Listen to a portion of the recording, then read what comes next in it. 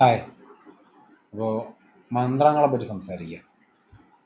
ഈ മന്ത്രങ്ങൾ എന്ന് പറയുന്ന കാര്യം എനിക്കൊന്ന് പല മതങ്ങളിലും ഉള്ളൊരു സംഭവമാണ്. നമ്മുടെ ഹിന്ദു മതത്തിലായാലും ബുദ്ധമതത്തിലായാലും ജൈന മതത്തിലായാലും ഒക്കെ ഉണ്ട്. ഈ മന്ത്രജപം എന്ന് പറഞ്ഞൊരു റിപ്പറ്റേറ്റീവ് പ്രോസസ്സാണ്. അതിപ്പോൾ ഈ പറഞ്ഞ മതങ്ങളിൽ മാത്രമല്ല, എനിക്ക് തോന്നുന്നു ഈ മുസ്ലിം റിലീജിയനിലായാലും ക്രിസ്ത്യൻ റിലീജിയനിലായാലും എല്ലാം ഈ മന്ത്രജപം എന്ന് പറഞ്ഞൊരു പരിപാടിയുണ്ട്. അത് പല തരത്തിലാണ് പല മതങ്ങളിലും റിഫ്ലക്റ്റ് ചെയ്യുന്നത്. ചിലർ ദുആ ചൊല്ലുക എന്ന് പറയുന്ന പോലെ, ഇപ്പോൾ ക്രിസ്ത്യൻസ് ആണെങ്കിൽ വചനങ്ങൾ ചൊല്ലുക, നമ്മളൊരു മുത്തുമാല ഇങ്ങനെ കയ്യിൽ വെച്ചേക്കുക എത്ര തവണ റിപ്പീറ്റ് ചെയ്തു എന്ന് അറിയാൻ വേണ്ടിയിട്ട്. അത് ഹിന്ദു മതത്തിലും എല്ലാം ഉള്ളൊരു കാര്യമാണ്. പല സന്യാസിമാരും കയ്യിലിങ്ങനെ ഒരു പ്രയർ ബീഡ്സ് വെച്ച് രാമ രാമ രാമ രാമ രാമ രാമ രാമ രാമ രാമ രാമ എന്ന് പറയുന്നത് നിങ്ങളെല്ലാവരും കേട്ടിട്ടുണ്ടായിരിക്കും. അല്ലാതെ ഒരുപാട് മന്ത്രങ്ങളുണ്ട്. ഇപ്പോൾ രാമൻ പോലുള്ള മഹത്തായ അല്ലെങ്കിൽ മഹാപുരുഷന്മാരുടെ അല്ലെങ്കിൽ ദൈവങ്ങളുടെയൊക്കെ നാമം ഉച്ചരിക്കുന്നത് പോലും ഹിന്ദുയിസം പ്രകാരം ഒരു മന്ത്രജപം പോലെയാണ് കണക്കാക്കിയിരിക്കുന്നത്. അല്ലാതെ തന്നെ ലൈക്ക് സ്റ്റാൻഡർഡൈസ്ഡ് മന്ത്രങ്ങളുണ്ട് നമ്മുടെ ഹിന്ദു മതത്തിൽ. ഇപ്പോൾ ഗായത്രി മന്ത്രം, ഈ പഞ്ചാക്ഷരി മന്ത്രം, അങ്ങനെ ഇഷ്ടം പോലെ മന്ത്രങ്ങളുണ്ട്.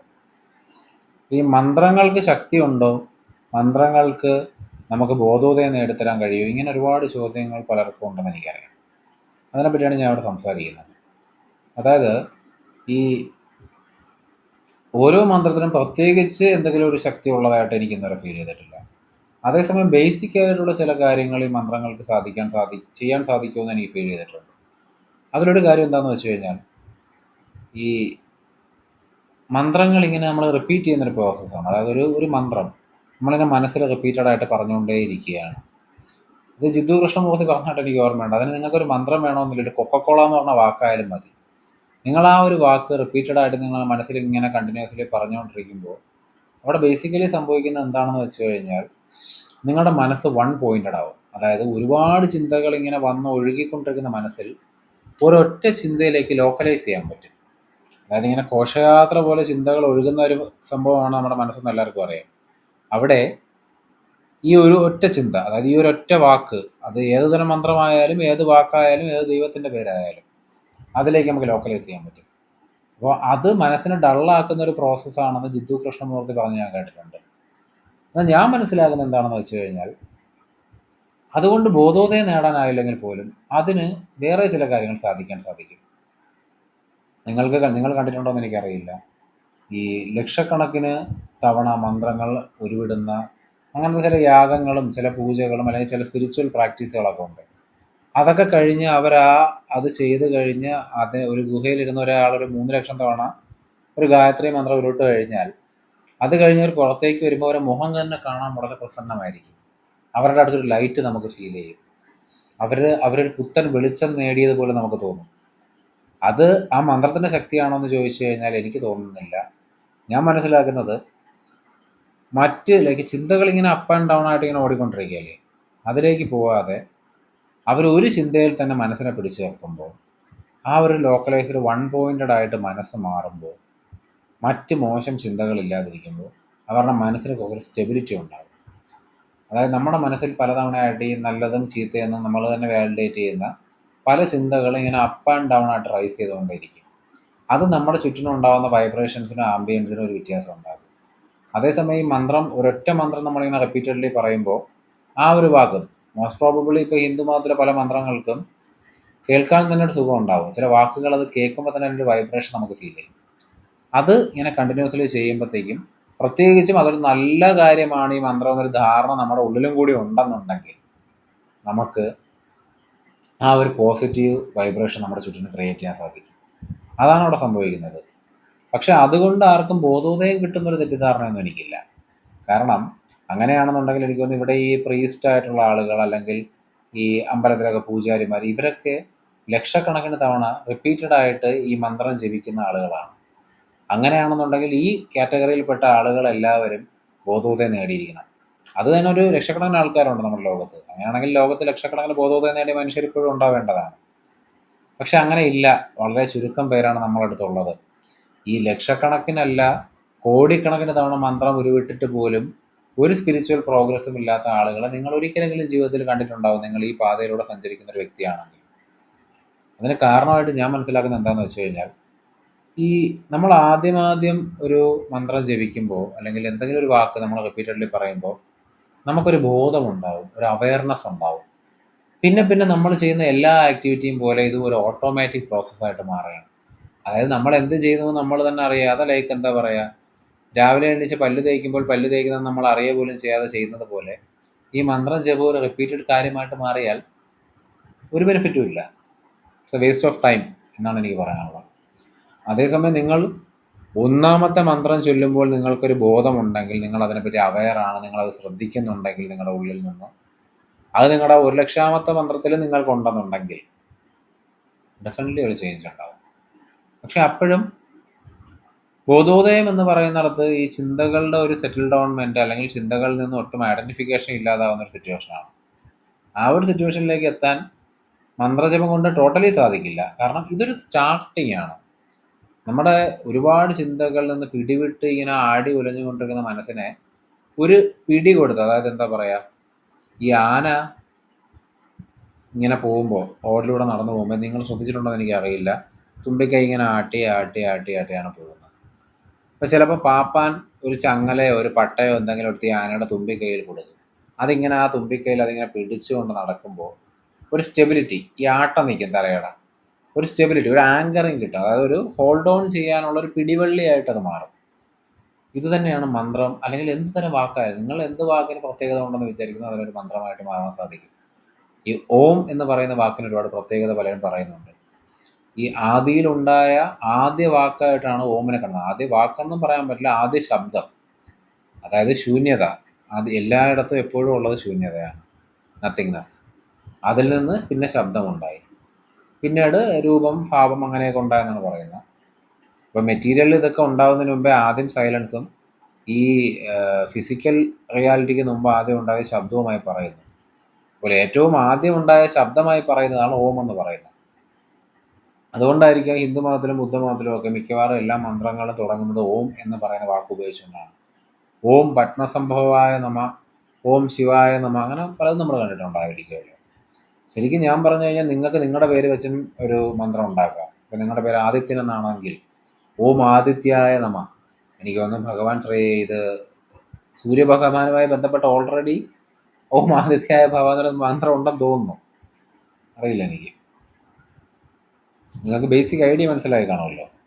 അതായത് ഈ മന്ത്രങ്ങൾ എപ്പോഴും ഒരു ആങ്കറിങ്ങിന് വേണ്ടിയിട്ടാണ്, മനസ്സിനെ വൺ പോയിൻറ്റഡ് ആക്കാൻ വേണ്ടിയാണ്. പക്ഷേ ഇതിനപ്പുറത്തേക്കുള്ള ഒരു ലെവൽ ഓഫ് സ്റ്റേറ്റ് ഓഫ് കോൺഷ്യസ്നെസ്സിലേക്ക് നിങ്ങൾക്ക് പോകണമെന്നുണ്ടെങ്കിൽ ഒരിക്കൽ നിങ്ങൾ ഈ മന്ത്രത്തെ ഉപേക്ഷിക്കേണ്ടി വരും.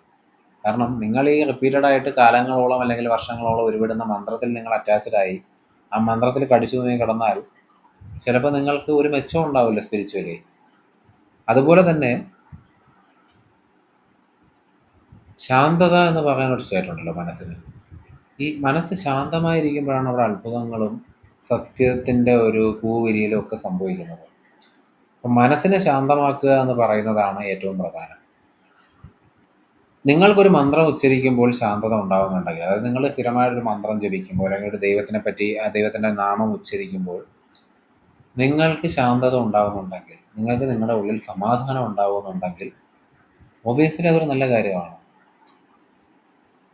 നിങ്ങൾ ശ്മശാനത്തിലാണ് ഇരിക്കുന്നതെങ്കിലും അല്ലെങ്കിൽ ഒരു വലിയ സിറ്റിയുടെ നടുക്കാണ് ഇരിക്കുന്നതെങ്കിലും എവിടെയെങ്കിലും ഒരു സ്ഥലത്തിരിക്കുമ്പോൾ, അതൊരു മരത്തിൻ്റെ ചുവട്ടിലാവാം, ഒരു വ്യക്തിയുടെ അടുത്താവാം, അല്ലെങ്കിൽ ഒറ്റയ്ക്ക് ഇരിക്കുമ്പോഴാവാം, അല്ലെങ്കിൽ ഒരു മന്ത്രം ജപിച്ചുകൊണ്ടിരിക്കുമ്പോഴാവാം, എപ്പോഴാണോ നിങ്ങളുടെ മനസ്സ് ശാന്തമാകുന്നത്, സമാധാനം ഉണ്ടാകുന്നത്, ഒന്നിലും അറ്റാച്ച്ഡ് അല്ലാതെ നിങ്ങൾക്ക് സന്തോഷവും സമാധാനം ഉണ്ടാകുന്നത്, നിങ്ങളത് റിപ്പീറ്റഡ്ലി ചെയ്തുകൊണ്ടിരിക്കുമെന്ന് ഞാൻ പറയും.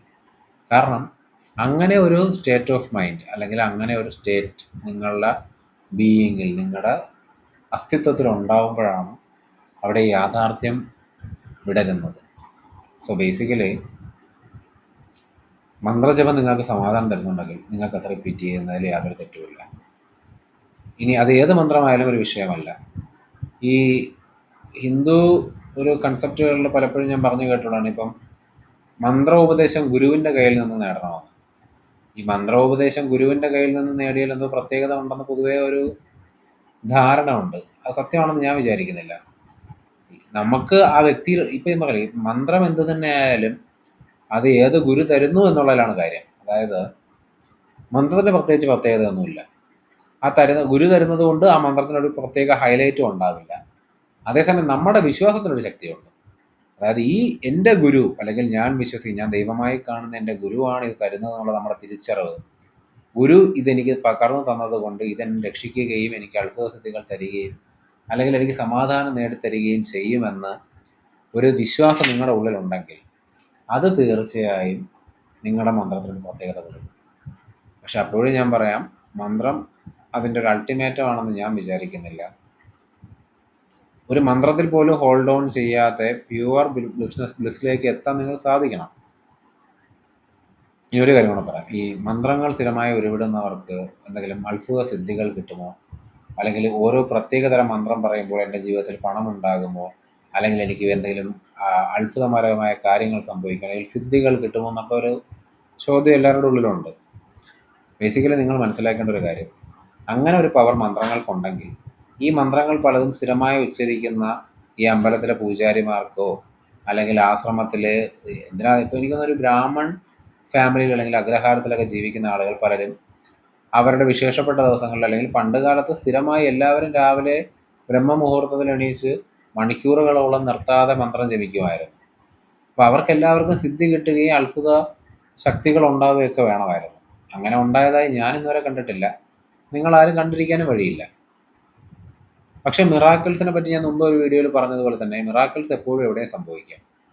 അതുപോലെ തന്നെ ഓൾറെഡി സൈക്കിക്കൽ എബിലിറ്റി ഉള്ള ആളുകൾക്ക് സ്ഥിരമായ ഒരു മന്ത്രം എന്ന് പറഞ്ഞു കഴിഞ്ഞാൽ അത് എന്ത് വാക്കോ, കൊക്കക്കോള എന്ന് പറയുന്ന ഒരു വാക്കായാൽ പോലും അത് നിങ്ങളുടെ മൈൻഡിൽ അവയർനെസ്സോട് കൂടി ഒരു ഓട്ടോമാറ്റിക്കായിട്ട് സംഭവിക്കുന്ന കാര്യമല്ല, വളരെ ശ്രദ്ധയോടുകൂടി അവയർനെസ്സോട് കൂടി റിപ്പീറ്റ് ചെയ്ത് നിങ്ങളുടെ മനസ്സിലെ മറ്റ് ചിന്തകൾ മാറ്റി മനസ്സിനെ വൺ പോയിൻ്റഡ് ആക്കാൻ, അതായത് ഒരു പോയിന്റിലേക്ക് മനസ്സിനെ സൂക്ഷ്മതയിലേക്ക് കൊണ്ടുവരാൻ നിങ്ങൾക്ക് സാധിച്ചാൽ, നിങ്ങൾക്ക് ഓൾറെഡി സൈക്കിക് എബിലിറ്റി ഉണ്ടെങ്കിൽ അത് മാനിഫെസ്റ്റ് ചെയ്യാനുള്ള സാധ്യത വളരെ കൂടുതലാണ്. അല്ലെങ്കിൽ നിങ്ങളുടെ ചുറ്റും ചില അത്ഭുതങ്ങൾ സംഭവിക്കാം. ഇതൊന്നും അത്ഭുതങ്ങളായിട്ട് ഞാൻ കാണുന്നില്ല, ഇതൊക്കെ സാധാരണ കാര്യങ്ങൾ. നിങ്ങൾ സിദ്ധി എന്ന് വിചാരിക്കുന്ന പലതും എന്നെ സംബന്ധിച്ച് നോർമലി നമ്മുടെ ജീവിതത്തിൽ സംഭവിക്കുന്ന കാര്യങ്ങളായിട്ടാണ് ഞാൻ വിചാരിക്കുന്നത്. നമ്മളത് ശ്രദ്ധിക്കാറില്ലെന്നേ ഉള്ളൂ പലപ്പോഴും. അപ്പോൾ അത് സംഭവിക്കാം, പക്ഷേ അതിനും സൈഡ് എഫക്റ്റുകൾ ഉണ്ടെന്ന് മനസ്സിലാക്കുക. No act goes without getting punished എന്ന് പറയുന്നത്, നോ കൈൻഡ്നസ് ഗോസ് അൺപണിഷ്ഡ് എന്ന് പറഞ്ഞതുപോലെ നിങ്ങൾ ഒരു കാര്യസാധ്യത്തിന് വേണ്ടി മന്ത്രജപം അല്ല എന്ത് കാര്യം ചെയ്താലും, അല്ലെങ്കിൽ നിങ്ങളുടെ ജീവിതത്തിൽ എന്തായാലും ഡിസയർ, അല്ലെങ്കിൽ നിങ്ങളൊരു കാര്യസാധ്യത്തിന് വേണ്ടി എന്ത് മൂവ്മെൻറ്റ് നിങ്ങളുടെ ലൈഫിൽ എടുക്കുന്നു, അത് മെൻ്റൽ മൂവ്മെൻ്റ് ആയാലും ശരി, ഫിസിക്കൽ മൂവ്മെൻ്റ് ആയാലും ശരി, സൈക്കിക്കൽ മൂവ്മെൻ്റ് ആയാലും ശരി, അതിന് ഒരു വിപരീത ഫലം ഉണ്ടാവും. കാരണം ഒബിയസ്ലി ഇതിൽ ആദ്യവും ഏറ്റവും ഷുവറായിട്ട് സംഭവിക്കുന്നൊരു കാര്യം നിങ്ങളുടെ സെൽഫ് ഐഡൻറ്റിറ്റി ഇത് റീഇൻഫോഴ്സ് ചെയ്യുക എന്നുള്ളതാണ്. നിങ്ങളുടെ ഉള്ളിലെ നിങ്ങളുടെ ഞാനെന്ന് പറയുന്ന അഹന്തയും ആ ഭാവത്തെയും ഊട്ടി ഉറപ്പിക്കാനും അതിൻ്റെ ശക്തി വർദ്ധിപ്പിക്കാനും അതിൽ നിന്ന് ഒരിക്കലും പുറത്തേക്ക് വരാത്തൊരു ചങ്ങലക്കെട്ട് നിങ്ങളുടെ ഉള്ളിൽ ഇട്ട് തരാൻ വേണ്ടി സാധിക്കും. സോ അത്തരം കാര്യങ്ങളിലേക്ക് പോവാതിരിക്കുന്നതാണ് എപ്പോഴും നല്ലത്. മനസ്സിന് സമാധാനം കിട്ടുന്നതിനെ പറ്റി ആലോചിക്കുകയും ശാന്തിയും സമാധാനവും യാതൊരു കൺഫ്യൂഷനോ ഓവർ തിങ്കിങ്ങോ ഇല്ലാത്തൊരു സ്റ്റേറ്റിൽ എത്താനുമാണ് നമ്മൾ ശ്രമിക്കേണ്ടതെന്നാണ് ഞാൻ വിശ്വസിക്കുന്നത്. നിങ്ങൾ അതിലേക്ക് എത്തിക്കഴിഞ്ഞാൽ, അതിലേക്ക് എത്താൻ നിങ്ങളെ സഹായിക്കുന്ന മന്ത്രം ഏത് തന്നെ ആയാലും, അത് ഒരു സോഫ്റ്റ് ഡ്രിങ്കിൻ്റെ പേരായാൽ പോലും ഒരു മഹത്തായ മന്ത്രമാണ്. അതിന് അപ്പോഴാണ് ശക്തി ഉണ്ടാകുന്നത്. അതായത് മന്ത്രത്തിന് അല്ലെങ്കിൽ ഒരു വാക്കിന് ബേസിക്കലി ശക്തി ഉള്ളത് കൊണ്ടല്ല, അതിന് ശക്തി നമ്മൾ ഉണ്ടാക്കി കൊടുക്കുന്നതാണ്. നമ്മൾ അവയർനെസ്സോടുകൂടി എന്ത് കാര്യം ചെയ്താലും അതിനൊരു പ്രത്യേക ഭാവം ഉണ്ടാവും, അതിനൊരു സ്പിരിച്വൽ റൈസിങ് ഉണ്ടാവും, അതിൻ്റെ വൈബ്രേഷൻ നമുക്ക് ഫീൽ ചെയ്യാൻ പറ്റുന്ന തരത്തിലേക്കൊരു മഹത്തായ കാര്യമായിട്ട് മാറും. ഇവിടെ അതിനെ എക്സാജറേറ്റ് ചെയ്യാനെ പറ്റി സംസാരിച്ചിട്ട് കാര്യമില്ല, നിങ്ങളുടെ അനുഭവത്തിൽ നിന്ന് മനസ്സിലാക്കേണ്ട കാര്യമാണ്. അപ്പോൾ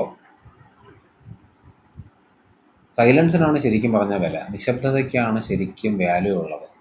നിശബ്ദതയിൽ നിന്നാണ് പിന്നീട് ശബ്ദം ഉണ്ടായതെന്നാണ് പറയുന്നത്, അല്ലെങ്കിൽ ഞാൻ മനസ്സിലാക്കുന്നത്. അപ്പോൾ ശബ്ദത്തിനേക്കാളും എപ്പോഴും നല്ലത് നിശബ്ദതയാണ്.